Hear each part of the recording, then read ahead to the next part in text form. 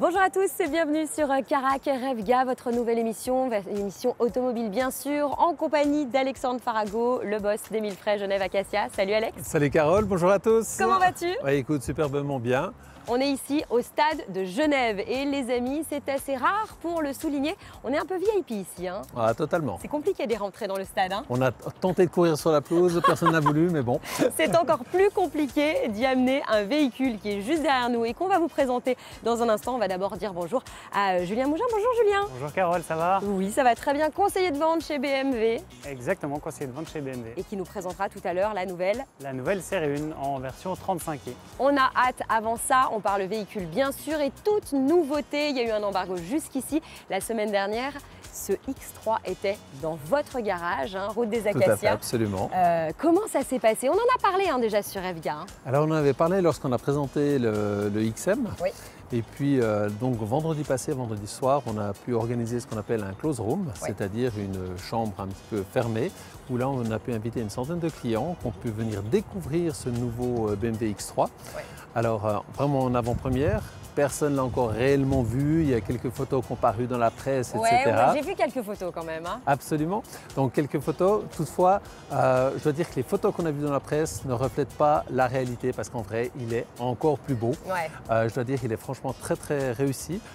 Tous les clients ont grandement apprécié d'avoir pu voir ce véhicule. On a eu certains clients qui étaient là, qui avaient commandé le véhicule sans le voir réellement. Voilà, ça c'est vraiment les fans de la marque, on imagine. Absolument, et ça nous fait d'autant plus plaisir d'avoir encore des clients qui attendent vraiment ces nouveautés. Et là on est vraiment sur un tout nouveau X3 qui n'a plus rien à voir avec l'ancien. L'ancien, ça faisait quelques années qu'il était, il devait vraiment être renouvelé. Et là BMW a vraiment fait un effort complet pour renouveler et créer un nouveau véhicule. Bon alors, qu'est-ce qu'il a de plus et qu'est-ce qu'il a de particulier cet Alors X3? tout d'abord le design, les motorisations, on a aussi le full électrique maintenant dessus sur le X3, ce qui n'est pas négligeable. Et puis on est sur des nouvelles technologies. Alors, en fait ce qui est assez fantastique pour nous qui sommes quand même dans la technique, c'est qu'on voit qu'elle continue d'avancer.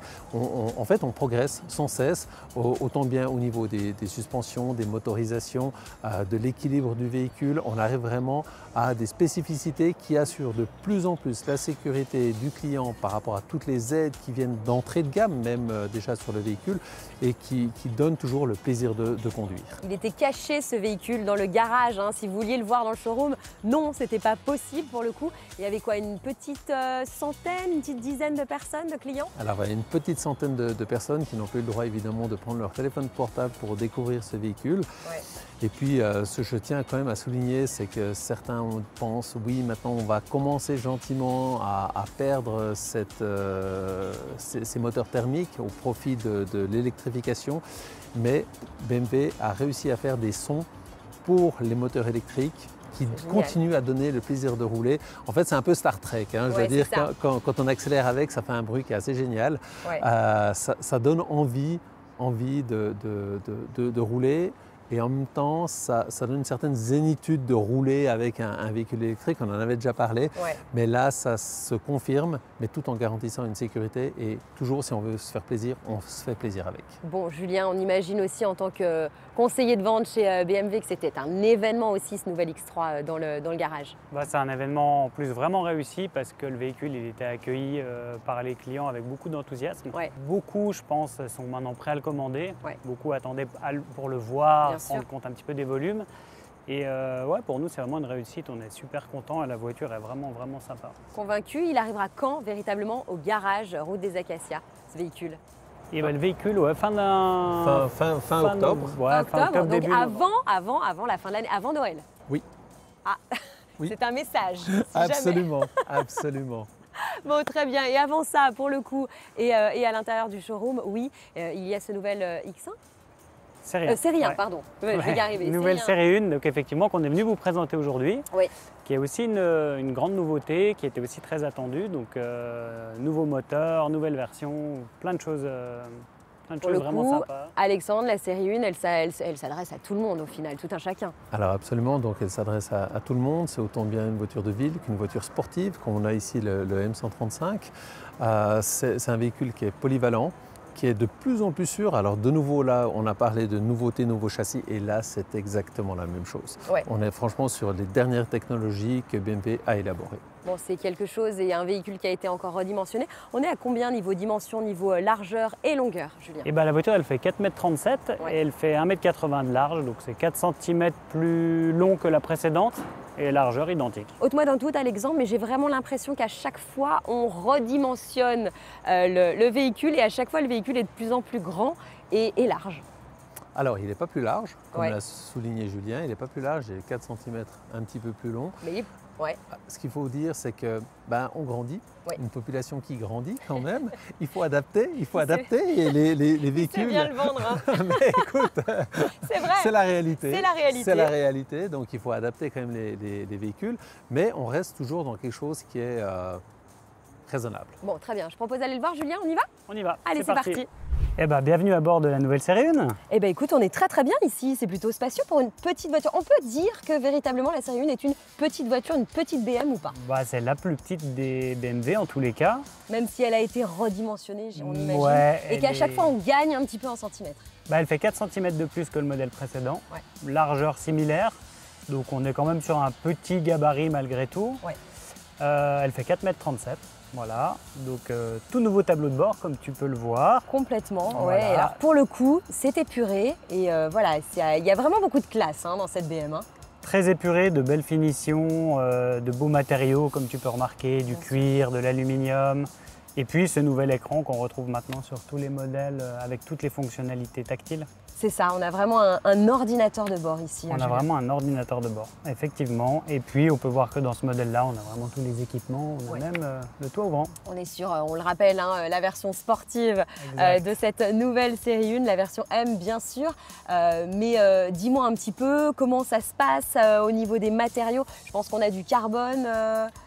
Ouais, alors effectivement, on a du carbone, on a de l'aluminium brossé. Après, on va avoir plein de choix quand on configure la voiture. Est-ce qu'on peut justement choisir? Est-ce qu'on peut, on peut se faire plaisir? On peut se faire très plaisir. Il y a beaucoup d'équipements différents, il y a beaucoup de matériaux différents en fonction, tu vois, de tes goûts et de ce que tu veux justement faire ressortir. Elle peut être très sportive, elle peut être un peu plus classe, un peu plus...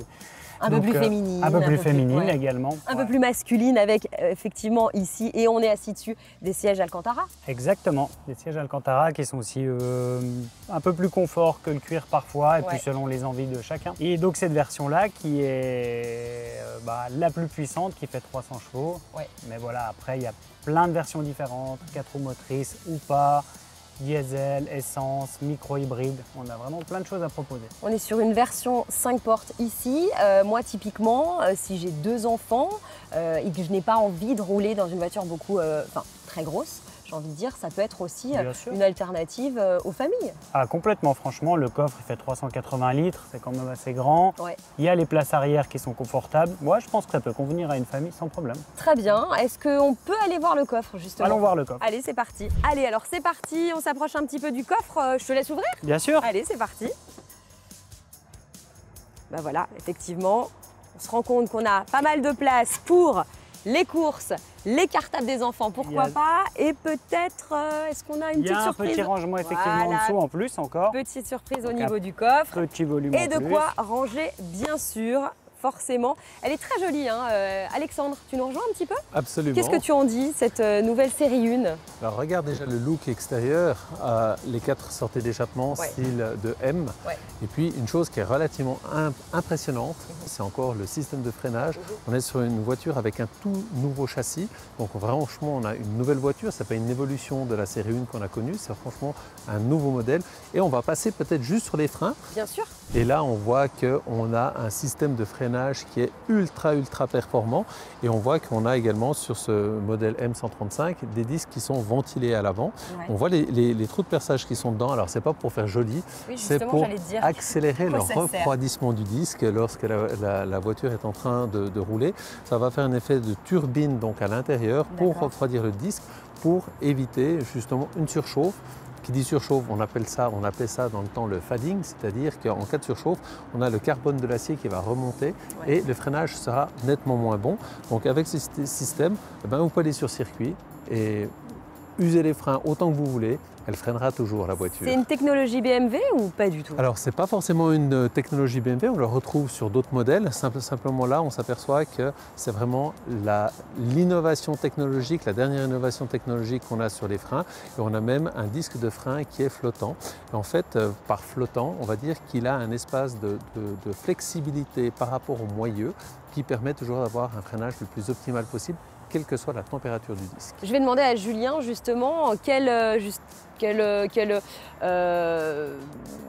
technologie, j'ai envie de dire, et surtout motorisation, voilà, c'est le mot que je cherchais. Motorisation, pas de problème. Voilà, on est là par exemple, forcément c'est une essence, j'imagine. C'est une essence. Modèle M. Modèle M, un 4 cylindres de litres turbo qui fait 300 chevaux.